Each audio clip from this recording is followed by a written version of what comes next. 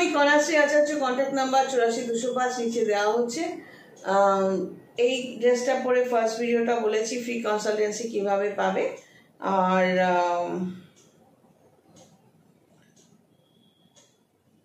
আজকের এই ভিডিওটাতে ডিরেক্ট সাবজেক্টে চলে আসছি। ধরো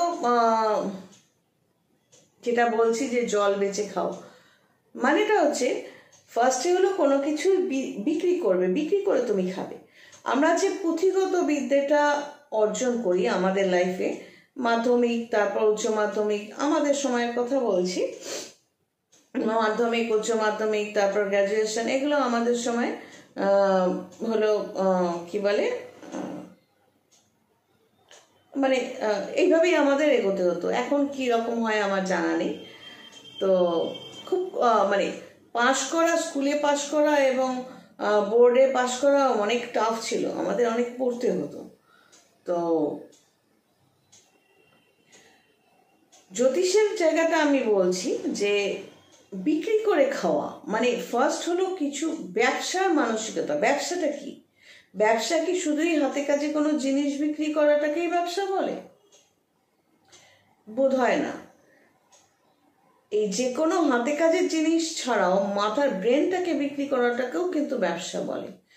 যেমন যখন আমরা বেসিক এডুকেশনটা নিচ্ছি, সেই বেসিক এডুকেশনটা নেওয়ার পর আমরা একটা কোন লাইনে যাব সেটা সিলেক্ট করি, এবং এই লাইনে যাওয়াটা সেটা হতে পারে তোমার আগে যেমন ছিল জয়েন্ট দিয়ে ডাক্তারি এটসেট্রা, এইসব লাইনে যাওয়া। তো এই যে লাইনটাকে সিলেক্ট করা, সেটা যদি শুধু বইয়ের ওপর ডিপেন্ডেন্ট হয়, সেটা তুমি অ্যাকোয়ার করলে, অর্জন করলে, করে সেই বিদ্যাটার ওপর তুমি একটা চাকরি খুঁজলে, তাহলে তুমি চাকরিরত বা চাকরিরতা। অ্যাকচুয়ালি তুমি যে সাবজেক্টটা নিয়ে পড়াশোনা করেছো সেই সাবজেক্টের ওপর পরীক্ষা দিলে, সেই সাবজেক্টের ওপর একটা চাকরি পেলে, তাহলে এক্স্যাক্টলি কি দাঁড়াচ্ছে? তুমি তোমার ওই বিদ্যাটাকে বিক্রি করছো এবং তার বদলে সরকার থেকে টাকা পাচ্ছ। তো সেই অ্যাঙ্গেলে দেখতে গেলে সেটাও একটা ব্যবসা। মোদ্দা কথা হচ্ছে বিদ্যে, যে কোনো বিদ্যে, তুমি খুব সুন্দর রুটি বানাতে পারো, কেক বানাতে পারো, খাবার বানাতে পারো, সেটাকেই যদি স্বাস্থ্যসম্মতভাবে মানুষের কাছে তুলে ধরো, অনেক কিছু করার দরকার নেই, শুধু রুটি তরকারি বিক্রি করো স্বাস্থ্যসম্মতভাবে, পরিষ্কার পরিচ্ছন্ন, দেখবে তোমার নাম ডাক হয়ে যাবে।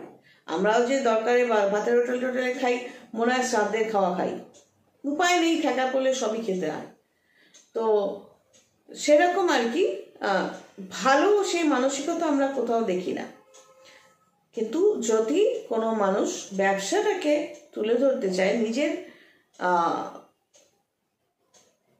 নিজের যে ক্যাপাসিটি সেটাকে কাজে লাগাতে চায়, তো সেই ব্যবসাটাকে তুলে ধরার জন্য এবং তাতে নাম কামানোর জন্য এবং তার মাধ্যমে টাকা সে উপার্জন করবে, তার জন্য ফার্স্ট কি দরকার? লগ্ন সাপেক্ষে সপ্তম হাউসের বলাবলটা দরকার।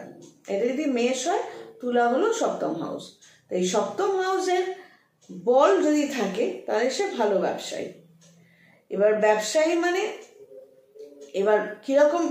সপ্তম হাউসের কানেকশন যদি খুবই ভালো থাকে, সপ্তমপতি সপ্তমে থাকতে পারে, বা সপ্তমপতি সপ্তমে, ধরো তোমার এখানে তো এটা তুলা লর্ড হচ্ছে শুক্র, ধরো শুক্র এখানে রয়েছে, শুক্রর সাথে বুধের মিত্রতা আছে, শুক্র বুধ একসাথে রয়েছে, তার মানে সপ্তম ঘরটা তোমার চূড়ান্ত স্ট্রং হয়ে গেল। তার মানে তুমি তোমার ব্যবসাটা একবারে ফুলিয়ে ফাঁপিয়ে নিয়ে উঠতে পারবে। এবার এরকম ক্ষেত্রে সপ্তমভাবে স্ট্রেংথ যদি থাকে, সেক্ষেত্রে তোমার উচিত কি? তোমার জ্যোতিষীর মাধ্যমে দশম ঘরটা চেক করিয়ে নেওয়া, মানে তোমার কর্মের হাউসটা, ব্যবসার নলেজ ক্যাপাসিটি তোমার আছে। এবার তোমাকে দেখতে হবে কর্মস্থান, মানে কর্মের ঘরটা এবং তার স্ট্রেংথ কতটা আছে, এটা তুমি চেক করার পর তোমাকে দেখতে হবে মেষ লগ্ন সাপেক্ষে তোমার একাদশ স্থান, মানে 11th হাউস, যে তুমি আয় করি কিভাবে করবে। এটা হলো জ্যোতিষীর সাথে তোমার আলোচনা। এখানে যদি তুমি সব পজিটিভ পেয়ে যাও, তুমি জল বেচেও খেতে পারবে। পৃথিবীর 70% মিনিমাম জল, তা সত্ত্বেও কিন্তু বহু মানুষ জল এবং জল জাতীয় জিনিস বিক্রি করেই কিন্তু ব্যবসা করছে, তাই না? অথচ 70% জল। পিউরিফাইড ওয়াটার বলে ওয়াটারও জলও বিক্রি হচ্ছে, আবার পিউরিফাইড ওয়াটার তুমি কোথা থেকে পাবে, কি যন্ত্রপাতি, সেটাও বিক্রি হচ্ছে। তো জল এবং জল রিলেটেড জিনিস বিক্রি করে খাওয়া যায়, ব্যবসা বানানো যায়, যদি তোমার সপ্তম হাউসটা ভালো থাকে। তখন তুমি জল বিক্রি করেও 2 পয়সা ইনকাম করতে পারবে এবং সম্মানের সঙ্গে পারবে, তাই না? তো এইটাই হলো সপ্তম ঘর এবং জল বেচে খাওয়া। ব্যবসার জায়গাটার সাথে সাথে শুধু সপ্তম ঘর দেখলে হয় না।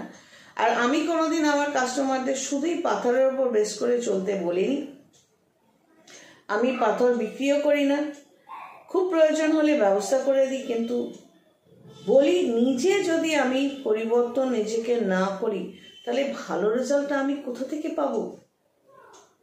তার জন্য আমাকে নিজেকেও তো চেঞ্জ হতে হবে কিছুটা, তাই না? আমার কর্মের হাউসটা মানে আমাকেও তো কর্মঠ হতে হবে। আমার কাজ, আমার চাকরি বা আমার ব্যবসা, সেটা নিয়ে আমাকেও তো নিরন্তর চেষ্টা করে যেতে হবে। তবে তো আমার 11 নম্বর ঘর মানে ইনকামের ঘরটা আমার খুলতেই হবে। চলো আজ এই পর্যন্ত, সবাই ভালো থেকো। God bless and take care.